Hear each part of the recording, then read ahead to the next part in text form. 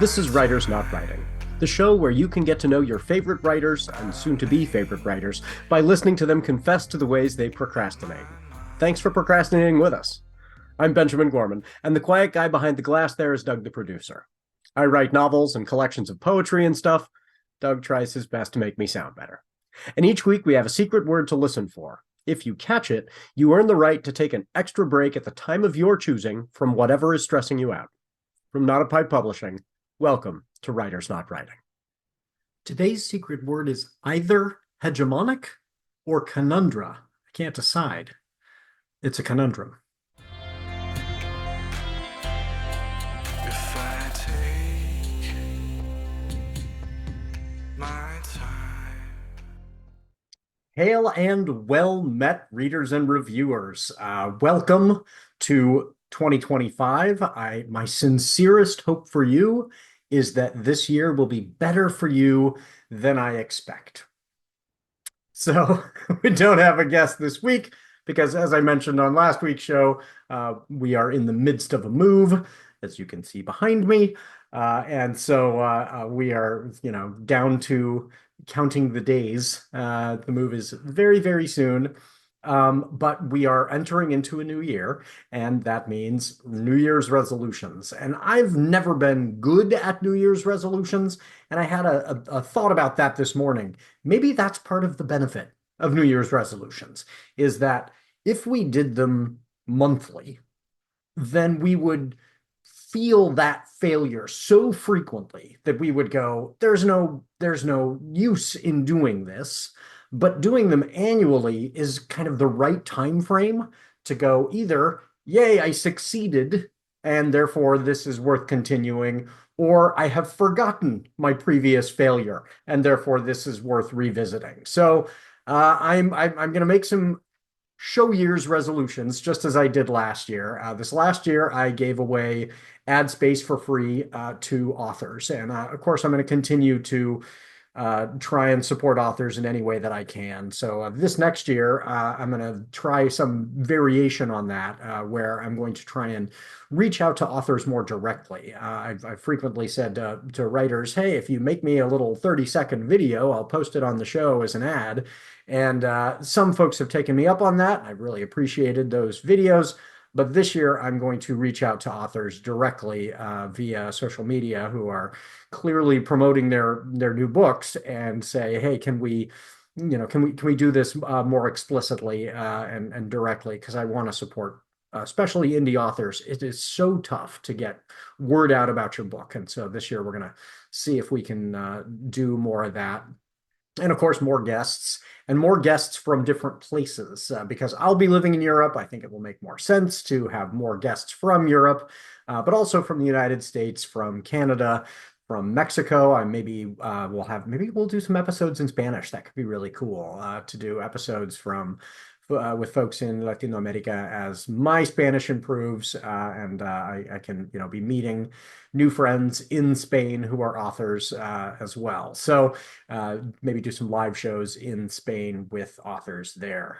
So yeah, that's one of the things that I am hoping to do. And then my kind of long-term goal is to get this show to such a place that maybe I could do a live show or two in 2026 as kind of events. We've done those before at cons. That's a lot of fun. I love being in front of an audience doing this show and helping authors get to share about their works in front of a larger group of people. So maybe we can do some of those in 2026. So last week, I teased the cover of a new book of my own that will be coming out this next week. In fact, by the time you see this, maybe the pre-order will be up. I was hopeful that it would come up this last week, and the ebook is there, but I'm not advertising that because I want to wait until both the ebook and the print edition are available to people. If you're an ebook person, you can jump ahead and pre-order that if you're a Kindle person.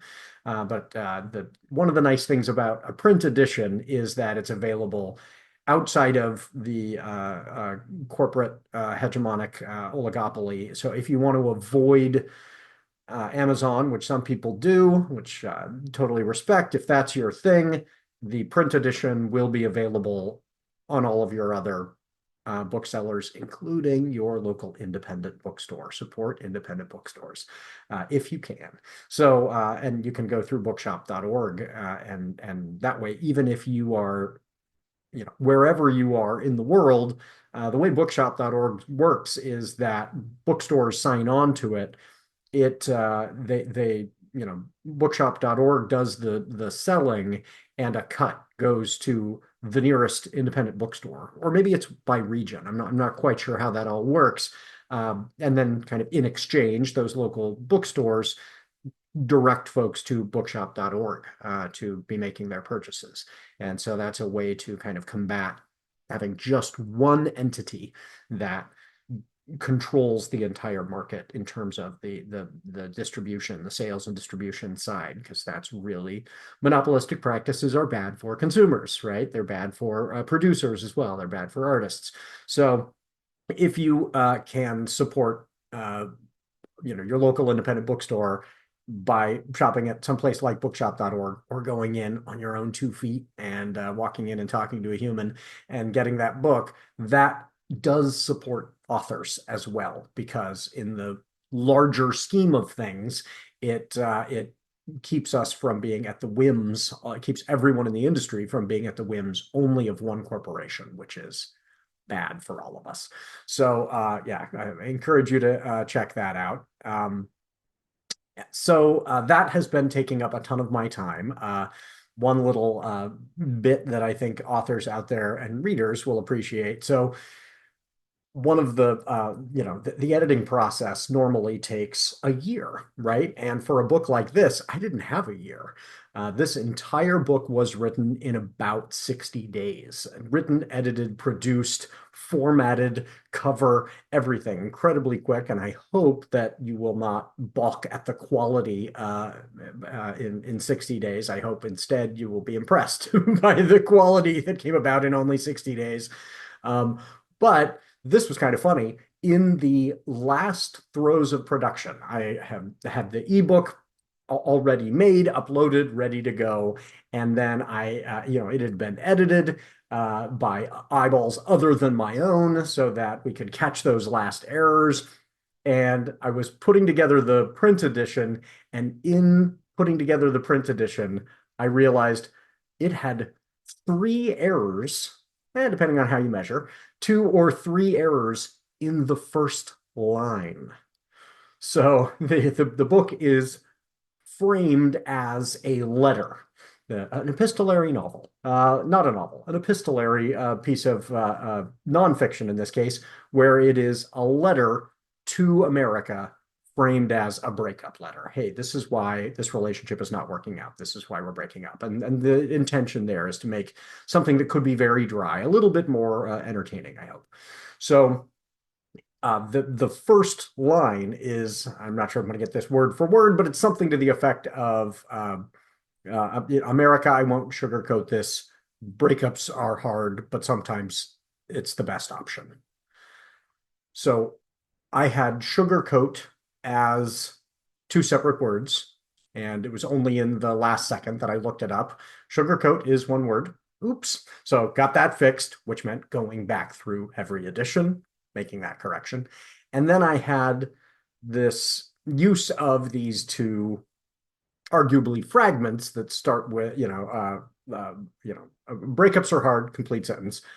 And then I had intended at some point in the editing process to have breakups are hard, comma, but sometimes they're the best option. And then at some other point in the editing process, I had decided, no, I want to have the second one for a little extra punch be a fragment. And so I'm going to start it with a capital B, but I'd retained the comma.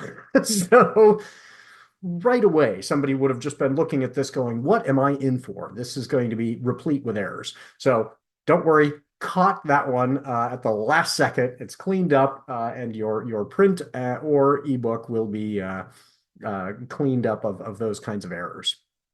The bigger debate I'll mention later about the title itself, which was kind of fun, talking with other authors about where they stood on a technical grammatical issue, because authors can get really passionate. Editors, people who work with words and love language, can get really passionate about those kinds of things. but let's save that for after the break.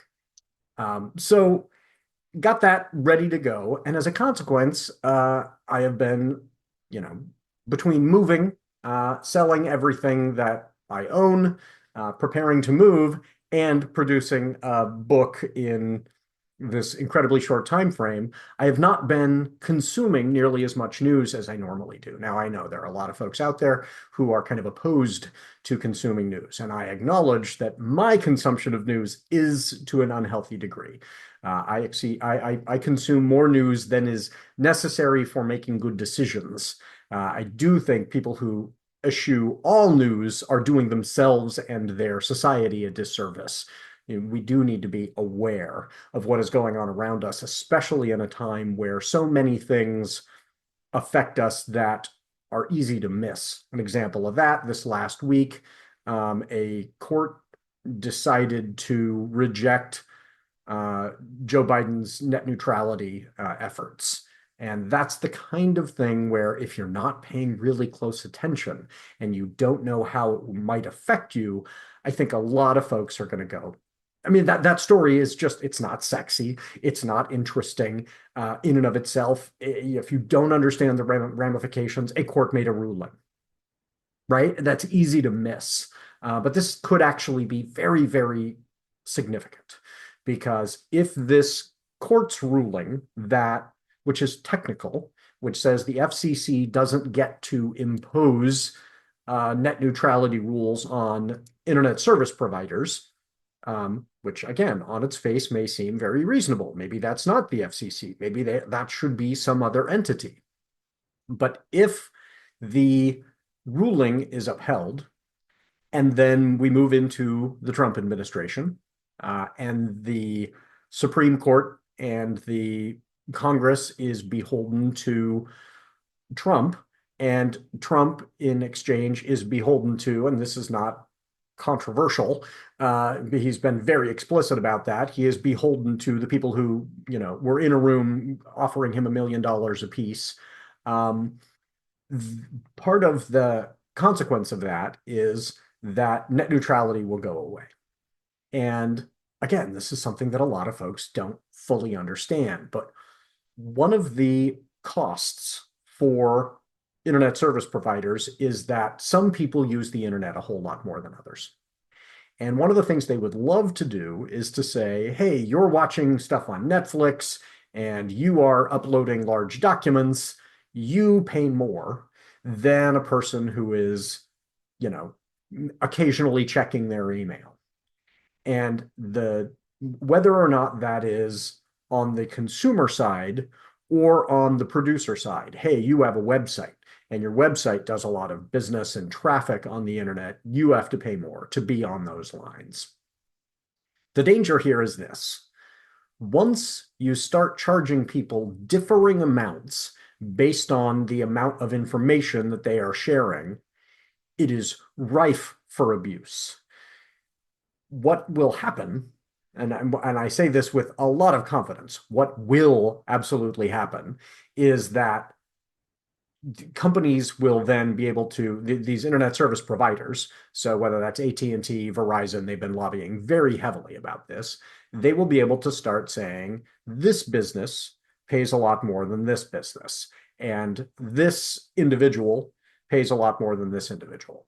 Now, you may say that's fair, they're using it more, but notice who Verizon and AT&T are going to charge, and think about this carefully, because these are not businesses that are exclusively internet service providers, right?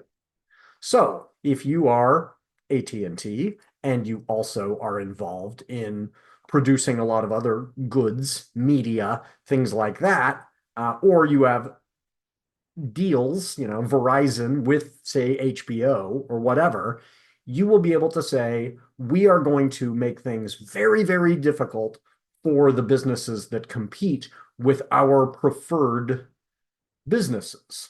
They'll get a deal. They will be able to continue to use a lot of data. And the companies that don't use as much, that are competing, that also use a lot of data, will have to pay exorbitant rates. And the term you'll hear a lot is throttling. It will be an opportunity for them to say, the companies that don't pay us exorbitant fees will be slowed down so that consumers who aren't willing to pay, or more specifically, aren't capable of paying a really high amount, will suddenly have to, uh, you know, see their streaming services more slowly, for example. This is a way for Verizon and AT&T and internet service providers in general to leverage their power against, say, Google, who is providing you with YouTube for free. Not at all for free, but for in exchange for your information and your eyeballs for advertisers. So expect net neutrality goes away. Costs for consumers across the board will go up. Costs for advertisers will go up. Costs for competing businesses will go up if they don't want to be throttled by the opposing internet service provider. And the only companies that will be able to take advantage of this will be the service providers themselves. And at that point, it's rent seeking. They're providing nothing new. They are merely, leveraging these different companies against one another for their own benefit. One of the kind of early tenets of the internet was this notion that information wants to be free. Information wants to get out there into the world. And a lot of the history of the internet has been people figuring out the way to make that profitable is to make getting that quote unquote free information to you as expensive as they can. So they get their cut, right? And that, monetizing is what they call it. How do we monetize something that wants to get from one person to the next? And so here's an example of a case where if you're not paying close attention, it can just slide right by and could become really detrimental to not just consumers of information, but to an entire economy. Think about all those costs increasing. You then have to increase other costs, right? This is inflationary in and of itself.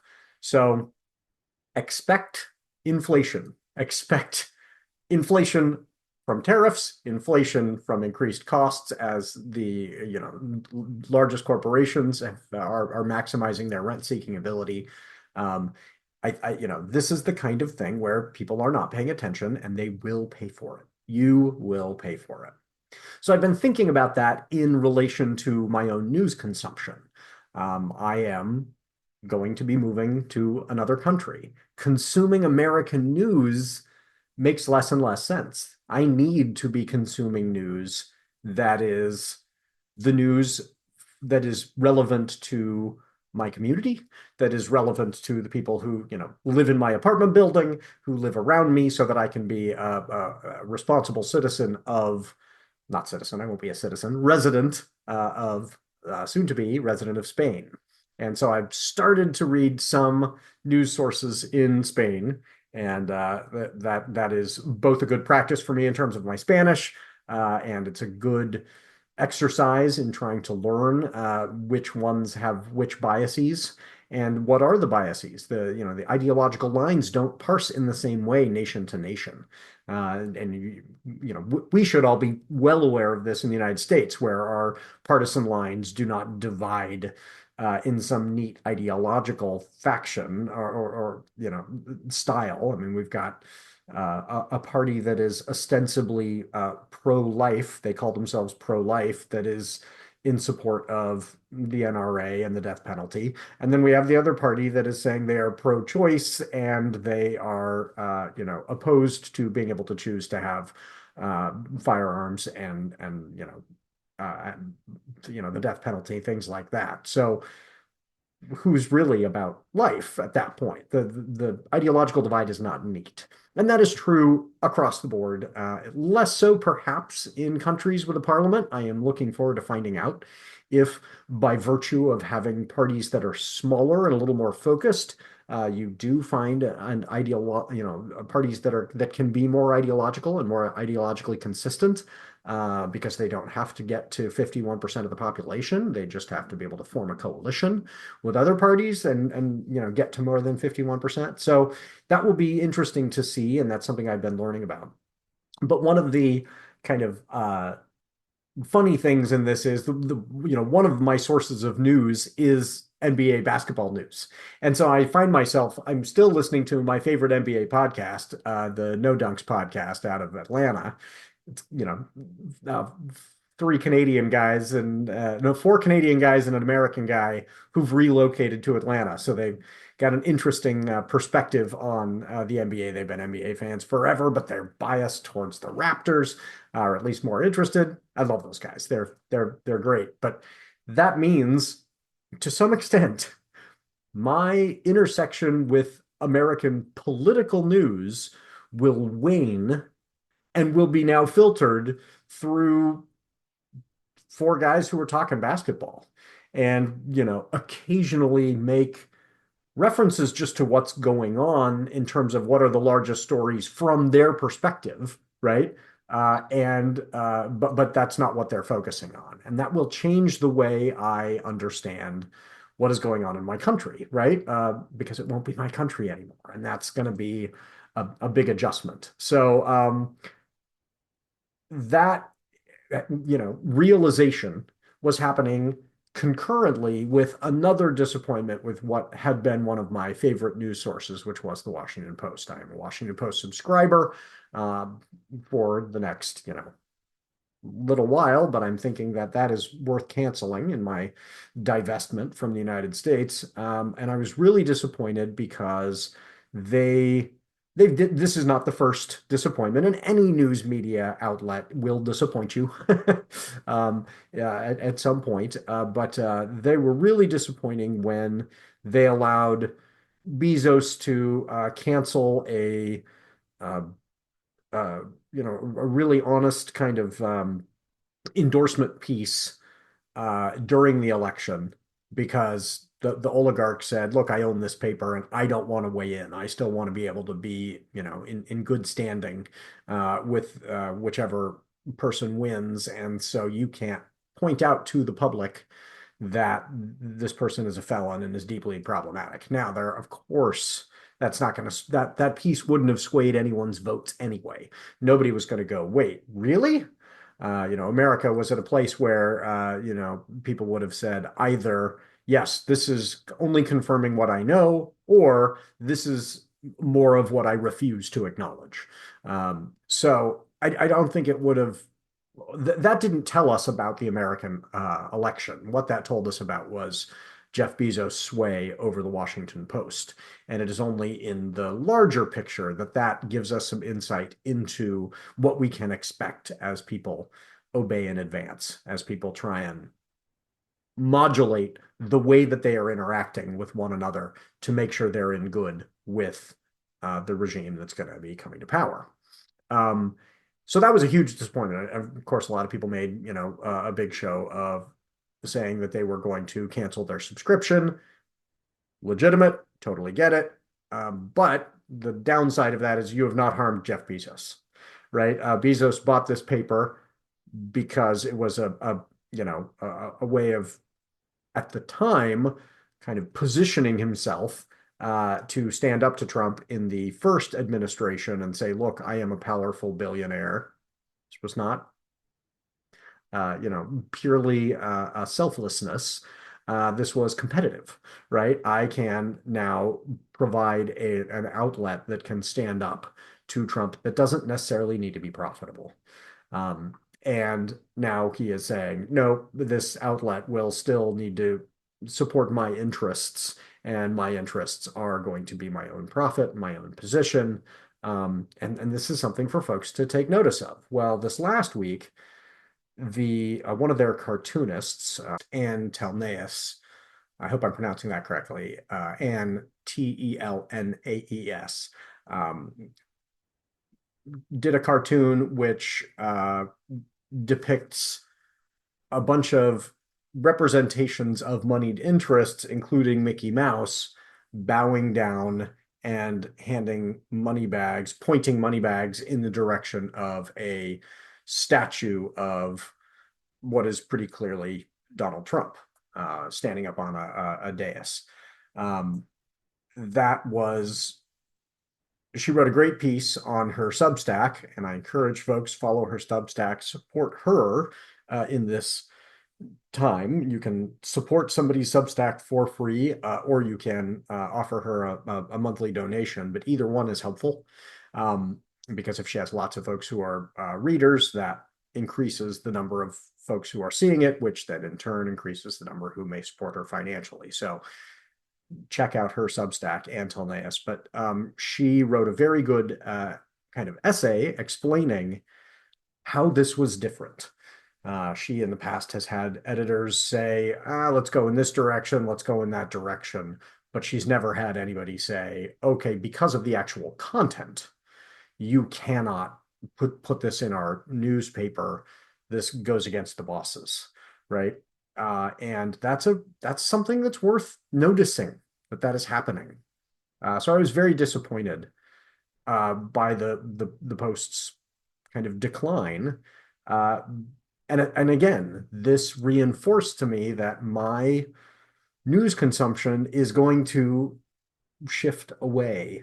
And that's just part of this journey of moving to another country and becoming a participant and resident and somebody who is attempting to be knowledgeable and make a positive contribution in a new place means that I will know less about my country, and I'll be filtering it through the No Dunks NBA podcast rather than the Washington Post. I don't have some larger conclusion about that other than to say that's strange. It feels weird to go from being somebody who is a voracious consumer of American media in an effort to try and, get competing opinions so that I can be knowledgeable about what's going on, and now to have to pull back from that, not, out of some kind of sense of protecting myself psychologically, which I think is the reason a lot of folks don't consume a lot of news, but because it's not my home anymore. So that is going on. That's interesting to me. I hope to you as well. It's going to be interesting to see how that changes the way I understand the United States. And it could be that, 5 months from now, 10 months from now, years from now, I will have a very different perspective on the United States, and that won't be bad necessarily, right? Maybe I will understand this country in a very different way as an outsider than I do now, and that could be really healthy. We'll see. But I'm sticking with my no dunks because I do want to keep up on my NBA ball. Okay. Before we go to let's go to our break. But when we come back from our break, I do want to tell you this is a show about what we do when we're not writing, and I do want to tell you about a movie that was recommended to me by an author that you will want to check out. And then prepare a little bit for some requests for this show going into 2025. So let's fire up the ad music, and we'll go to a quick ad break. And then when we come back, I'm going to tell you about Hundreds of Beavers.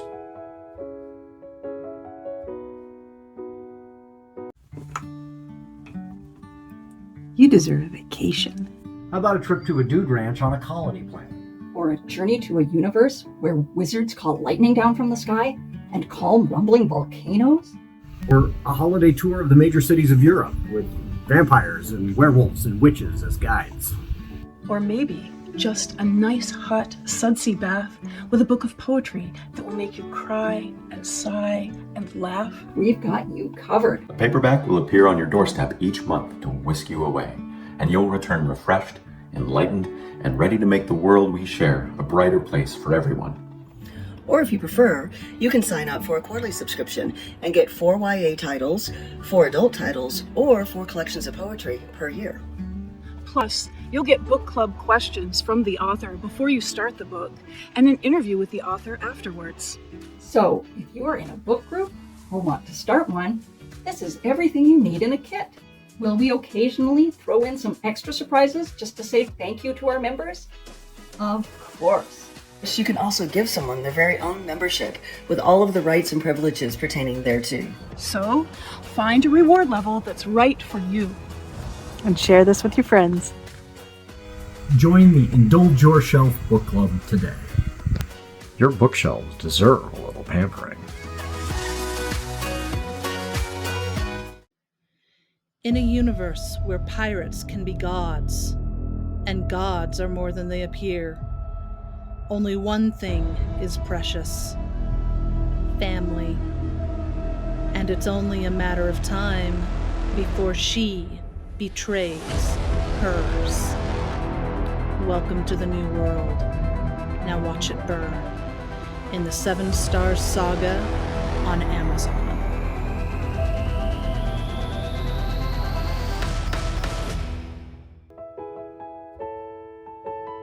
Welcome back, everybody. So the other night, my wife and I are sitting there on the couch, and she says, okay, so this was just recommended to us via Facebook from Maren Anderson. We need to see this movie. And Maren Anderson is the author of Sparks. It's a book you've got to check out. It does have wit, but it's a a kind of fantasy with a romance, contemporary romance with a little bit of a fantasy twist, not by any means slapstick, comedy. And yet here was Maren recommending this movie that is objectively slapstick. Like, it's silly season. And so that kind of got our attention. We're like, okay, we got to check this out. We watched the trailer and we were like, okay, that looks wild. We got to see it. And we were so excited about it. We watched it the very next night. We got Frankie, Crystal's kid, our kid, Frankie, to watch with us and sat down to watch this movie. Now, this movie came out in 2022. If you missed it in 2022, don't be surprised. It went to very few theaters. It was made on a budget of $150,000.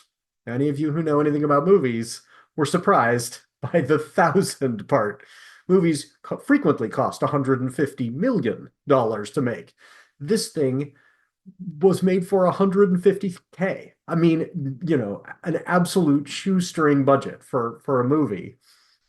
This little indie project, and it was made by a guy named Mike Cheslick. I think I'm pronouncing that correctly. Mike Cheslick is the director, one of the co-authors, and this thing, went around to a bunch of festivals, won a ton of prizes, got a lot of attention that way, and now is available for streaming. I believe it was on Netflix.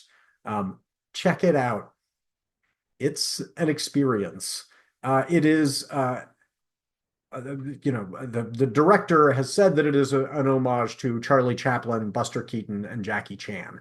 And I see all of that, but I saw a lot more Looney Tunes. This was, Looney Tunes made into live action. And what makes it so funny is instead of it being animated, it is people running around in the kinds of suits that you see, like mascot costumes, right? And so they are in rabbit mascot costumes and beaver mascot costumes, and then one person, a few people not in any kind of costume. I think there's a cast of 5 identifiable characters who are not in costumes, who are interacting with the animals in the woods. This is, Fur Trapper. The plot is absolutely ridiculous and absurd and hilarious. But my experience of this movie was different, I think, than most people's, because I have I don't know how exactly to say this. I have a kind of, we all have a cultural background about the way we are supposed to behave when we watch a movie. And mine is Midwestern Protestant, buttoned up. When you go to see a movie, you are silent, you are taking it in. We don't express feelings much in the Presbyterian tradition. So you may laugh, You may cry, but even that should be restrained, right? And so I come from that tradition. And I remember distinctly when I was in high school, I went to a predominantly black high school, and they took us as a field trip. I believe it was at least the entire class, and might have been the entire school, to go see Schindler's List. And what was striking at the time was that it was kind of a window for me. When I would go to see movies with friends from school, and I would go to theaters in black neighborhoods in Cincinnati, I had that experience of people who come from a cultural tradition where you behave in a movie theater in a very different way. In the Black tradition, you are making jokes, you are interacting with the film because you're having this collective experience. Trying to get the people around you to laugh is part of the experience. And of course, being this, white buttoned up Midwesterner, that was an adjustment in a comedy, right? Or in an action movie, right? A horror movie, somebody shouting, "Don't go up those stairs" in a black theater, totally legitimate, part of the viewing experience. For me, it was like somebody's making a lot of noise, somebody's talking, somebody's trying to take the attention away from the I perceived that somebody was trying to take attention away from what was going on the screen and have it themselves. And so I was very judgy about that. I was like, oh my gosh, this is terrible. The people who've made this movie should be the focus, and we shouldn't be taking attention away and seeing it in that way. And I admit, when I started teaching, I performed the function that educators so often perform, which is we attempt to teach students how to be successful, and we try to separate our own cultural background and what that dictates is success, and prepare students for the quote unquote real world. And that is impossible. You cannot do that. I end up as an educator normalizing and preaching what is my cultural background. This is, akin to what happens when somebody from a particular religion goes into another community and says, "I'm not going to try and judge your culture. I'm not going to try and export my culture. I'm merely going to teach you my religion." And it's impossible. You cannot do that because an individual cannot see some clear line between their religion and their culture, because religion and culture are so enmeshed.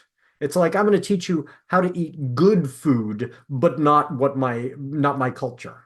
Well, culture is what tells us what is good food, quote unquote, good food, right? And so the same thing happens in schools every day, and I am absolutely guilty of it, where we say, hey, this is how you should behave so that you can be successful. And what we end up doing is saying, this is how you should behave based on what I was taught as proper behavior in my cultural background. And I'm glad that over time I have learned, and so I don't teach students that they, ought to behave like a white Midwesterner. Instead, I teach them, hey, here are some different ways that I have learned about that you can interact with a film. And those are legitimate, and those are functional, and you can have the ability to switch, right? Which really is what education should be about, is how do you choose what elements of your culture you're going to take? How do you empower yourself as an individual to decide rather than merely accepting what your culture has provided? Because the other cultures are offering you alternatives, and you can be a richer, more complete person by saying, I reject this element of my culture because I have learned about this other alternative, and I embrace this one because and that's really beneficial. And so now when my students are about to see a film, I talk very explicitly about This is the way your family may watch movies at home. This is the way you may have been trained to watch movies in a theater. This is another way that you may not have been exposed to. And let's talk about the, relative merits of that rather than saying this one is bad, right? Having a collective experience as a community in a theater is a good thing instead of saying, but you're doing it wrong because you're talking to the screen, right?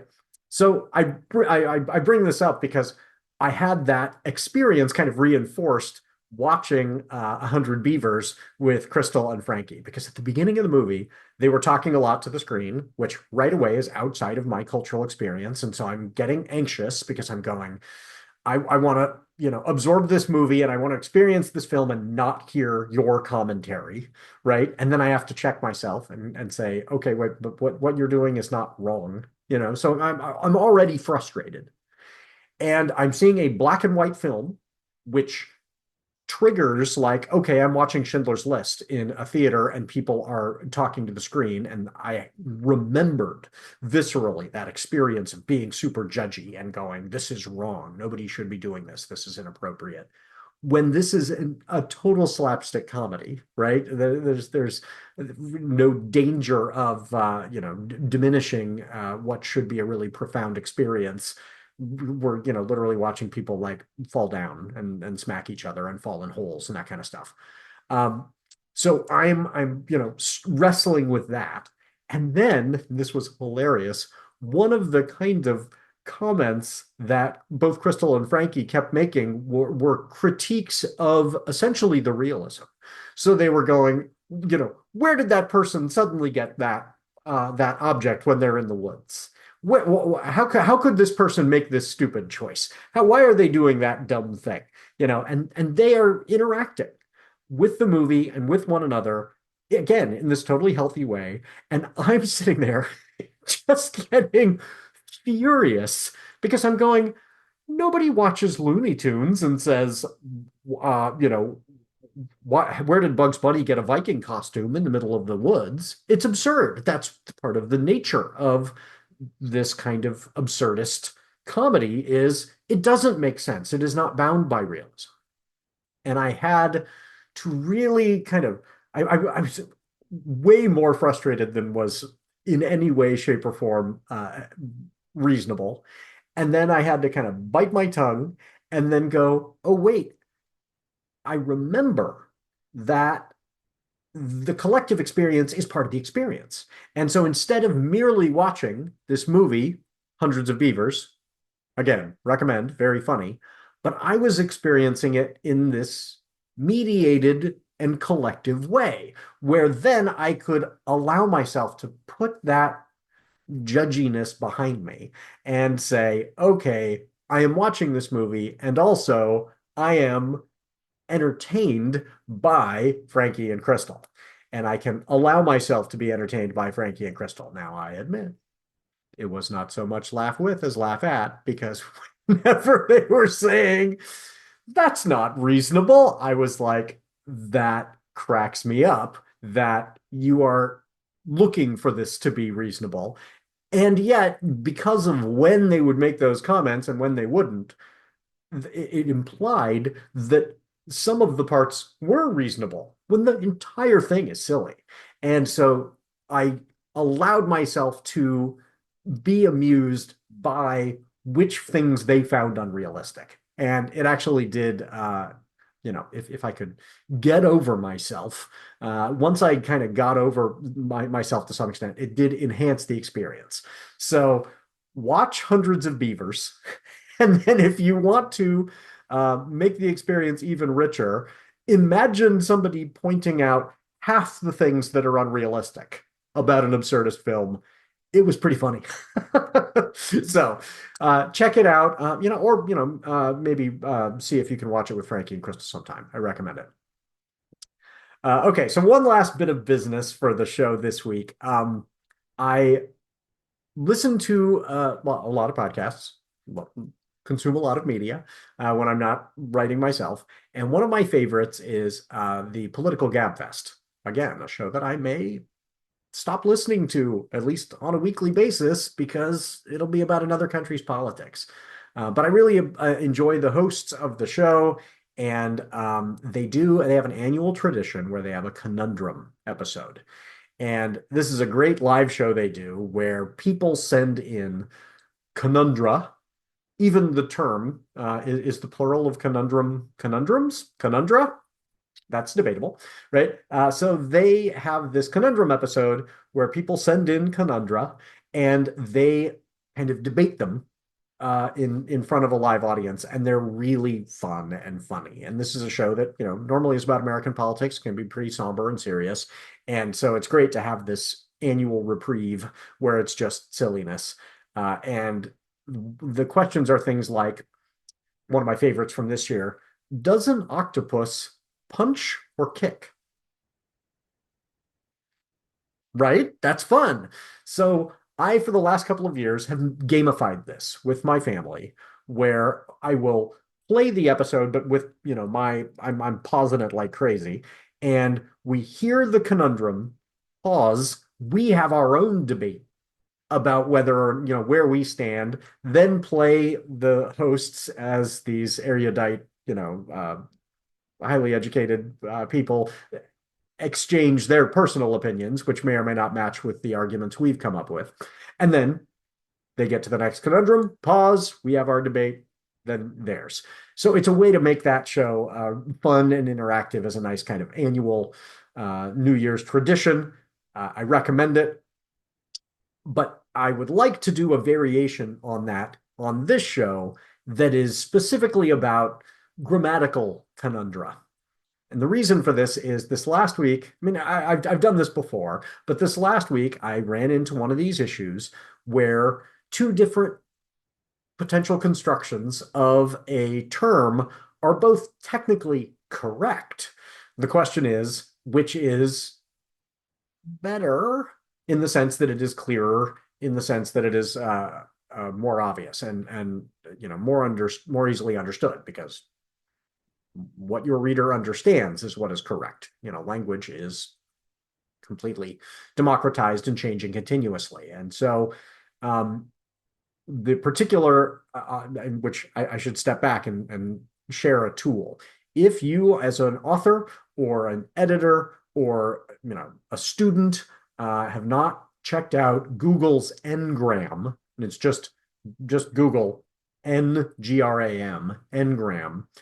What the Ngram viewer does is it allows you to put in two different terms separated by a comma and see which is used in print more.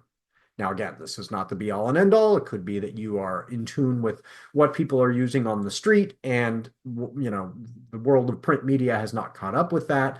But it's a great way to find out over time which term is the more commonly used. And so you can find out that this particular phrase that you like to use might have really hit its apogee in the 1920s, and a lot of your modern readers aren't going to recognize it.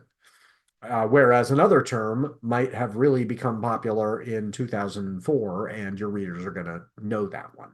And so it can help you make decisions when you're trying to figure out which way should I structure this. Is this just something that took off in the last year and is not yet common? Or is this something that has been around, or is this something that is now archaic? So check out Google Ngram Viewer. It's a great tool. But the particular term that I was struggling with, this was a really salient and important decision. I was in the process of making the book cover, and this is in the title of the book. So the book is titled Dear America, A Breakup Letter. And I realized I had to make a decision about how I wanted to structure the term breakup. Now, if a person is saying, we kind of have a ruling on this in terms of what is most common. If a person is using break up as a verb, this person broke up with this other person. This person is breaking up with this other person. Those are two separate words, to break up, right? But when we are using it as a noun, it can be written in two different ways, both of which are correct, because there's kind of an evolution going on here. And this happens often with hyphenated terms. It is correct to write break hyphen up. They went through a break hyphen up. breakup, or it is now correct to use it as a single term. And a lot of words in English have come about because words have been smashed together. All right. I'm sure you're yelling at your screen right now with 1,000 other examples that you could think of where terms have been joined, and those are now correct.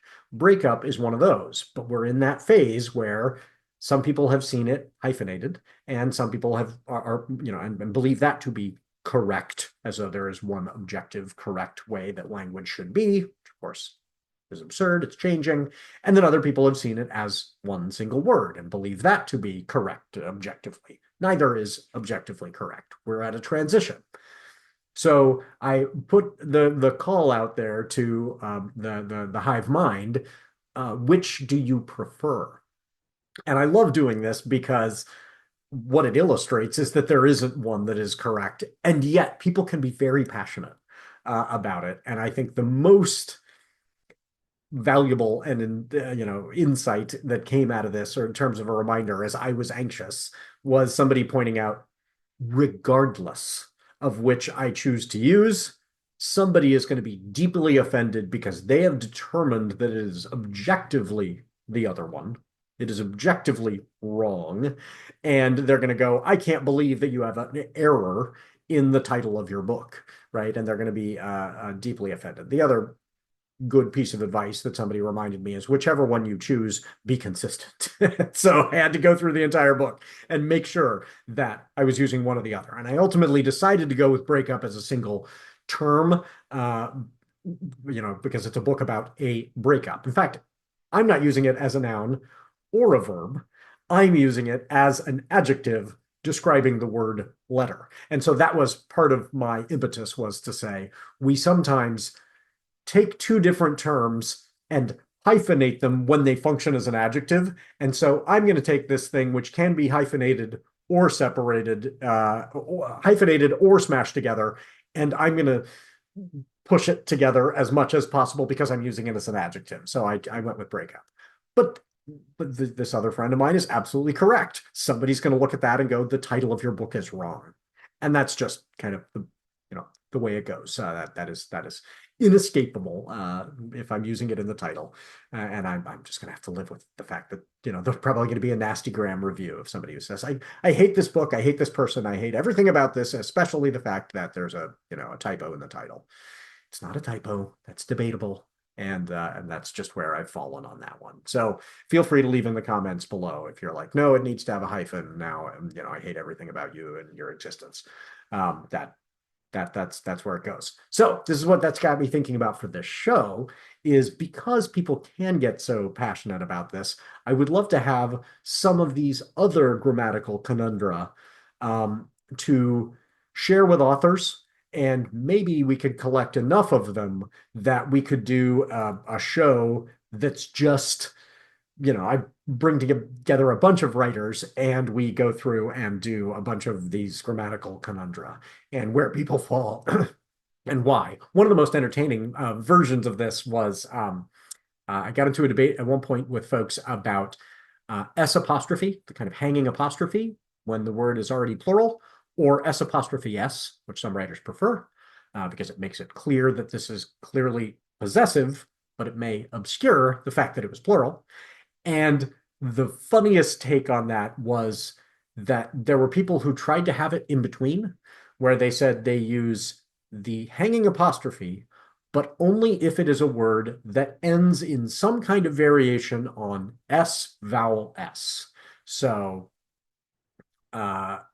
hypothesis, right? They would they would not go hypotheses. Of course, that bad example. But hippopotamuses, right? Hippopotamuses do not become hippopotami. Technically, they should be hippopotamuses, right? But hippopotamuses, if it then owns something, is SIS and then apostrophe and then S if you use the apostrophe S for it to be possessive. And so this person found that was Jesus's, for example. If Jesus owns something, do you go Jesus, cloak, or do you go Jesus's cloak? And the even finer distinction was then somebody said, and this exists in print, this is some people's rule, only if it is from the classical period of Greece and Rome. So, I mean, I laugh, but maybe that's where you fall as well. It would be fun to get a bunch of folks in a room, I think, and go through some of these grammatical conundra and hear people make their explanations, their arguments for whether it's break up or break hyphen up, whether it is Jesus or Jesus's, those kinds of things. So if you have those kind of conundra that you are that where one of them is immediately coming to mind and you're like, I would love to hear some different authors screaming at each other about this one, that would be very entertaining. Send that in to me. You can either send it into notapikepublishing@gmail.com, or you can post it in the comments on YouTube. I get a notification for those. If you post it on your podcasting app, depending on which podcasting app you use, I may not see it. But please, by all means, send that to me. Send it to me, DM on whatever social media. I'll see it there as well. And I would love to collect a bunch of those conundra for a conundra episode this next year. So with that, I will leave you for this next week. Again, I hope your 2025 is much, much better than I expect. If I take my